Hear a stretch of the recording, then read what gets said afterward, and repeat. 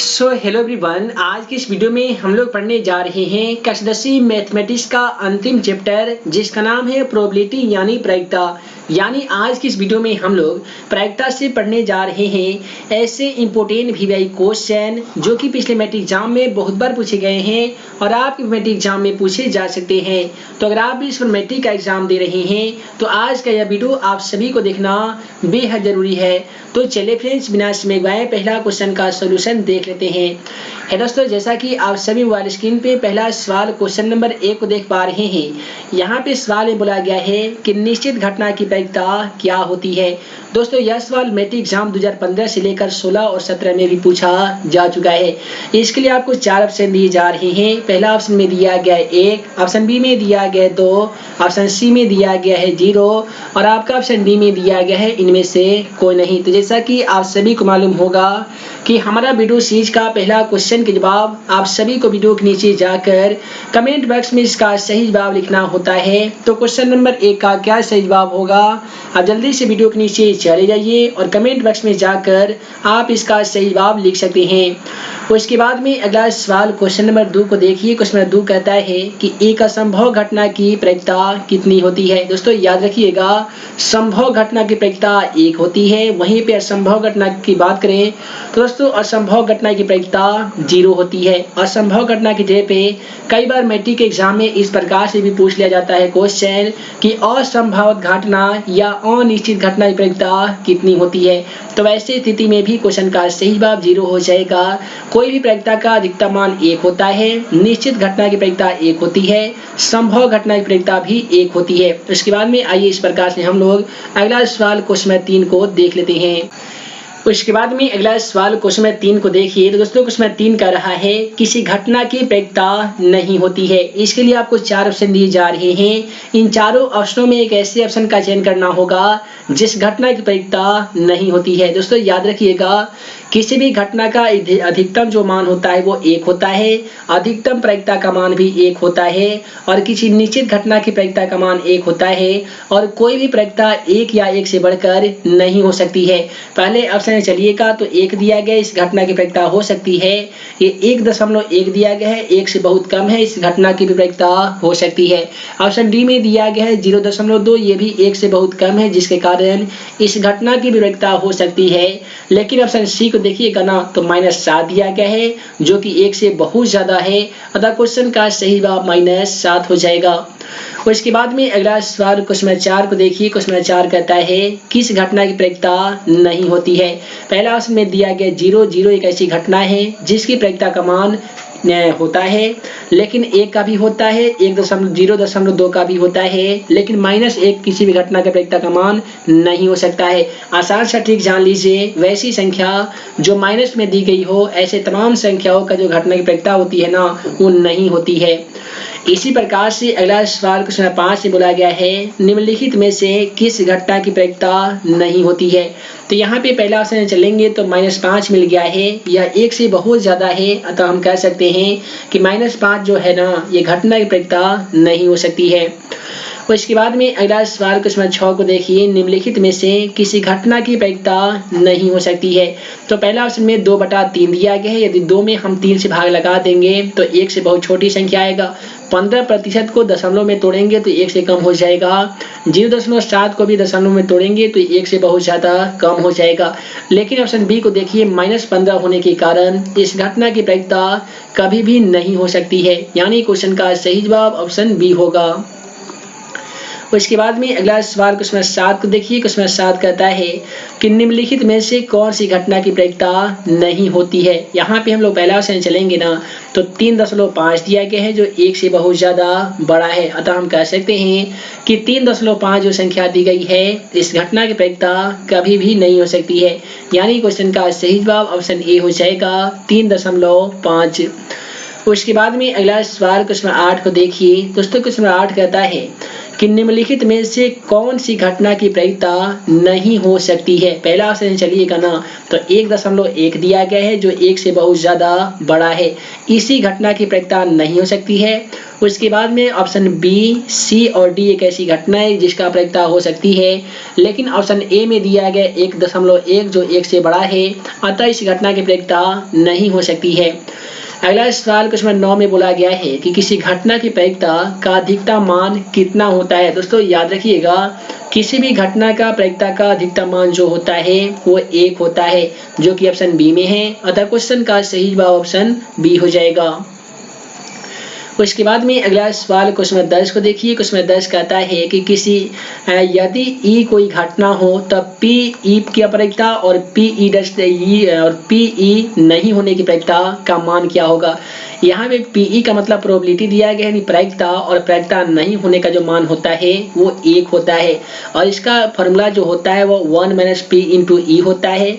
जब भी एक घटना दिया गया हो, दूसरा घटना निकालने के लिए आपसे पूछा जाता हो, तो ऐसे तमाम क्वेश्चनों में जो फॉर्मूला का इस्तेमाल हम लोग करते हैं वह होता है 1 - p × e। उसके बाद में आइए इस प्रकार से हम लोग अगला सवाल क्वेश्चन 11 को देख लेते हैं।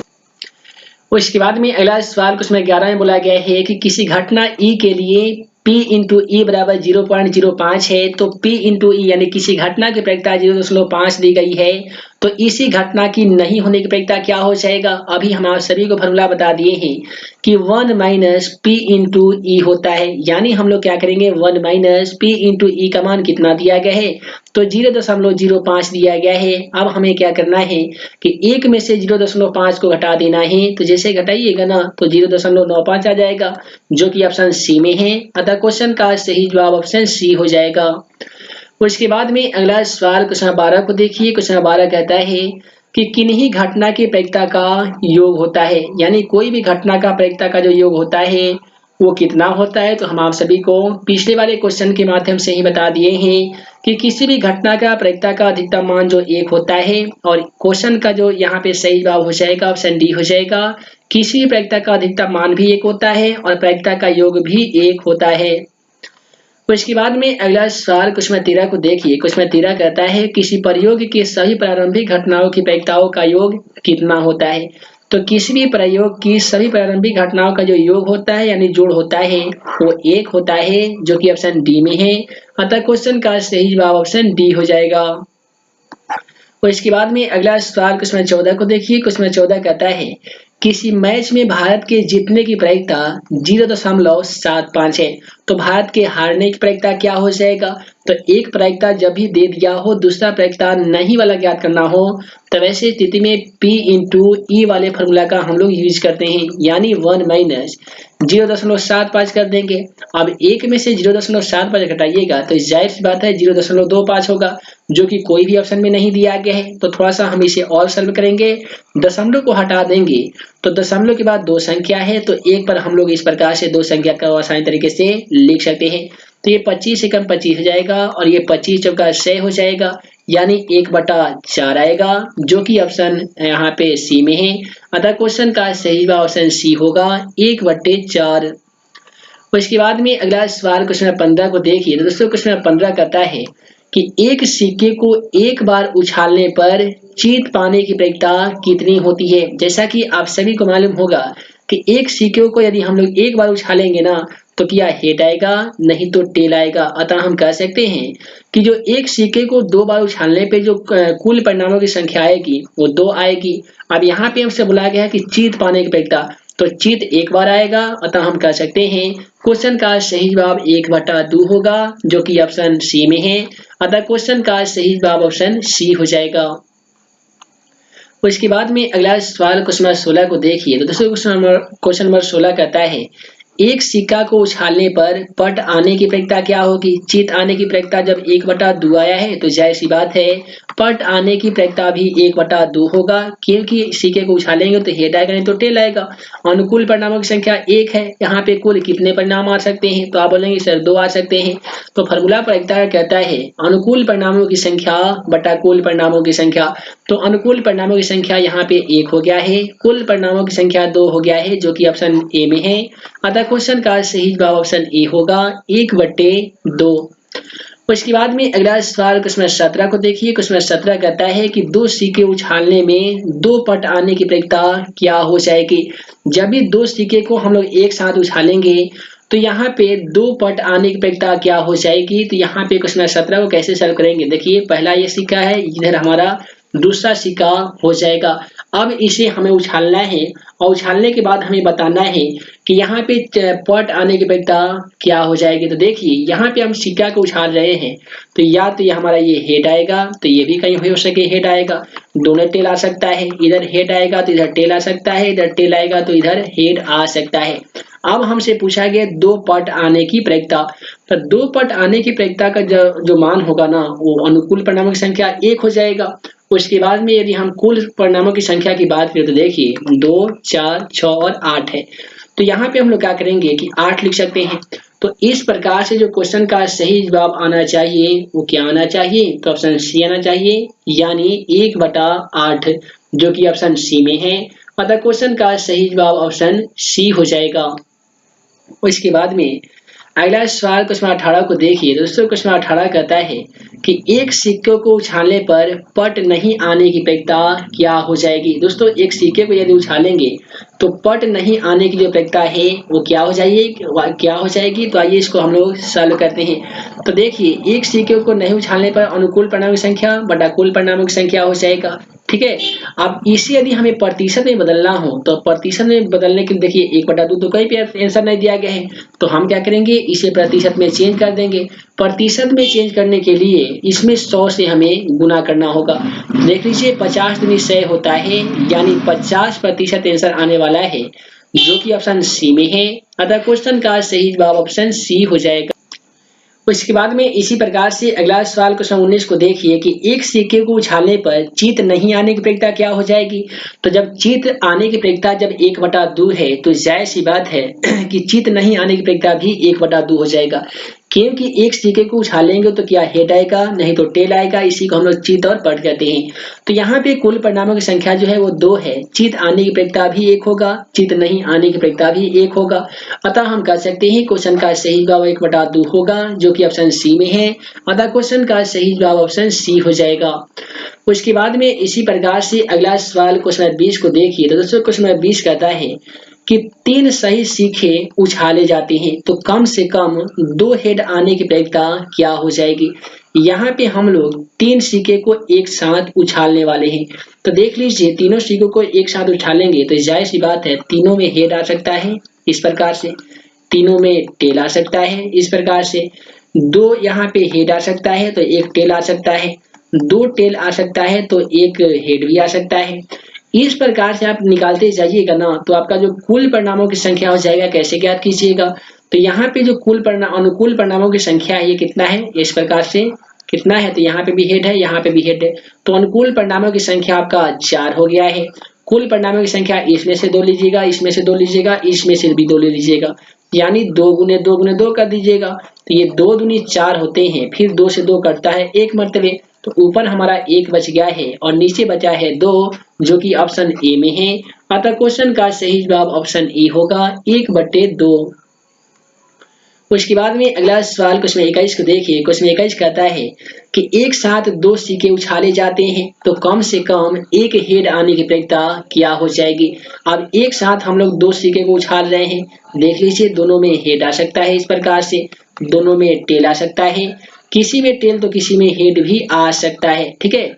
इस प्रकार से हम लोग क्या करेंगे, किसी में टेल तो किसी में हेड तो किसी में टेल आ सकता है, यानी इस तरीके से आपको निकालने के बाद क्या करना है, अनुकूल परिणामों की संख्या यहाँ पे कितना हो जाएगा, तो 3 होगा, ठीक है। यहाँ पे हमको आना है कम से कम एक हेड आने की प्रक्रिया, तो अनुकूल परिणामों की संख्या आपका 3 हो जाएगा, तो यहाँ पे आप 3 लिखेंगे।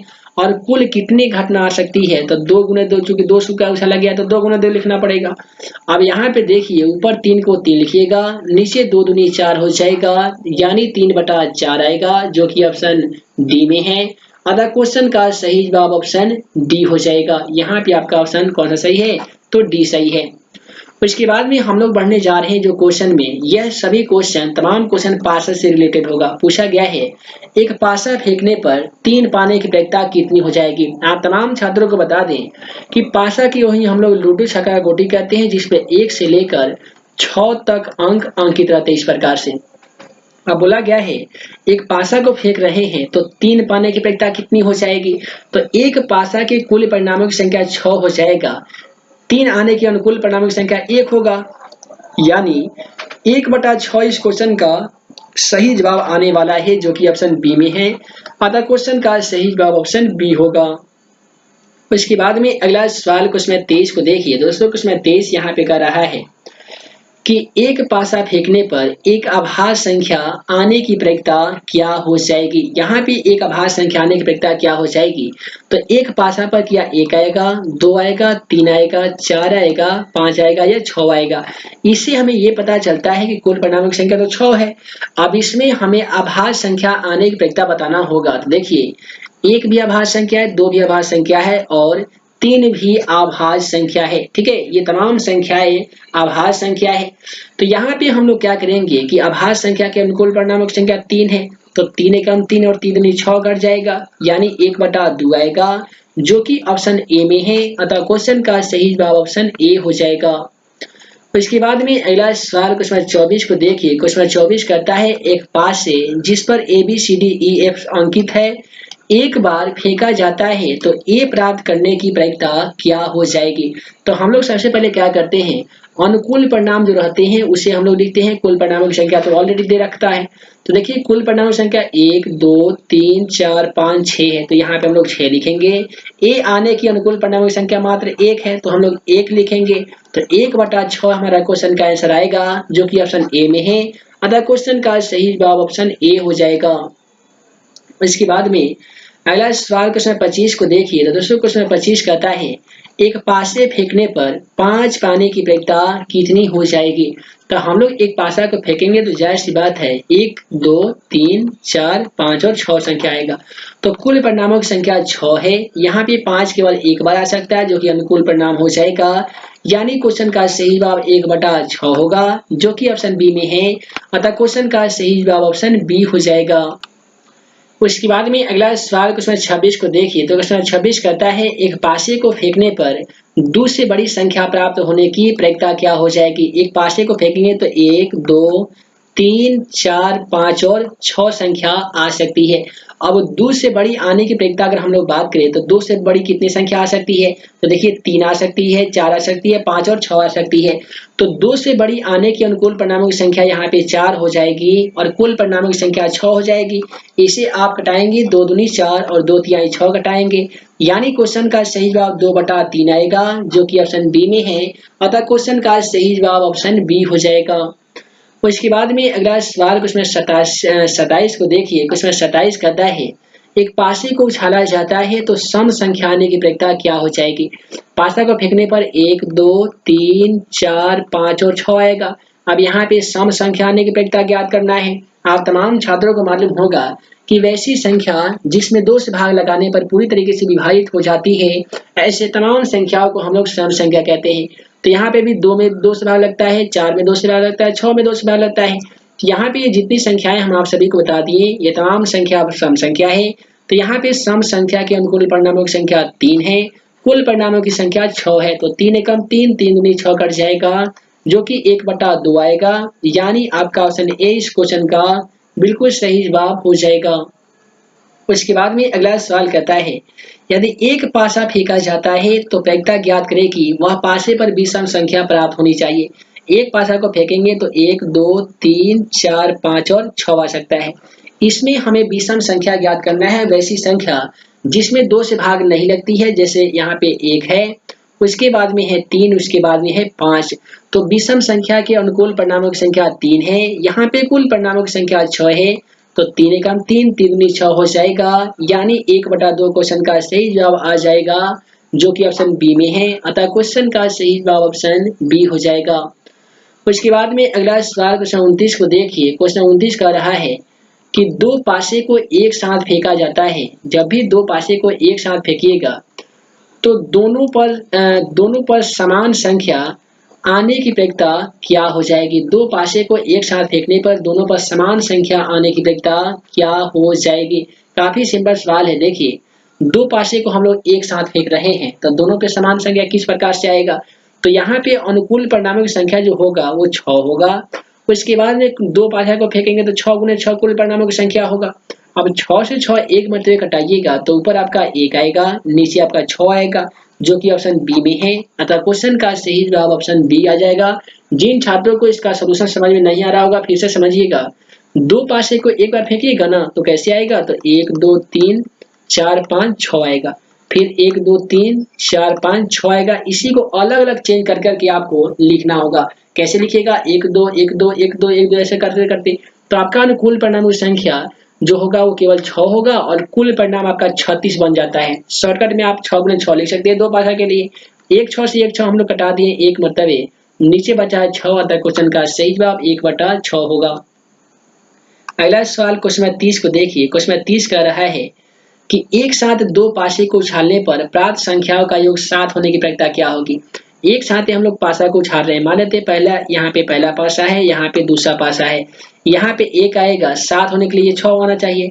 यहाँ पे 2 आएगा तो यहाँ पे 5 आना चाहिए तब 7 होगा। यहाँ पे 3 आएगा तो ये कितना होना चाहिए 4।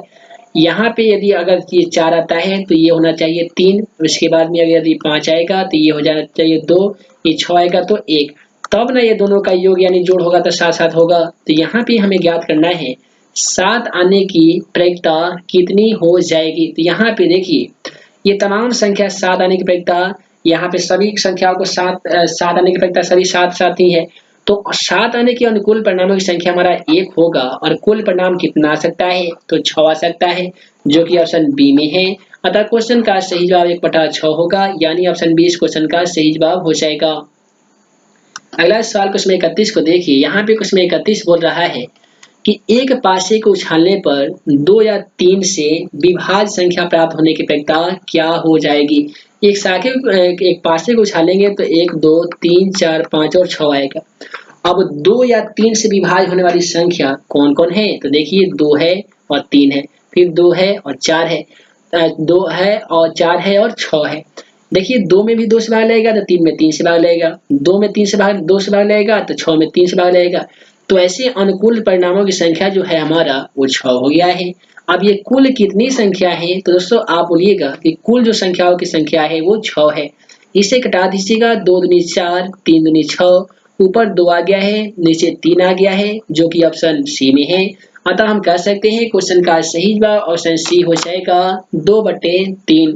तो दोस्तों वीडियो लंबी ना हो जिस कारण मैं इस वीडियो को यहीं पे इन करता हूँ। उम्मीद है आज का यह वीडियो आप सभी को पसंद आया हो तो वीडियो को लाइक करें, अपने दोस्तों के साथ शेयर करें। ऐसे ही नए नए वीडियो पाने के लिए आप हमारे YouTube channel math and magic tips को सब्सक्राइब करना बिल्कुल ना भूलिएगा। तो है दोस्तों, मैं मुकीम अंसारी जल्द मिलूंगा अगले वीडियो में नए वीडियो क्वेश्चन के साथ। तब तक के लिए वीडियो के लिए बहुत बहुत धन्यवाद।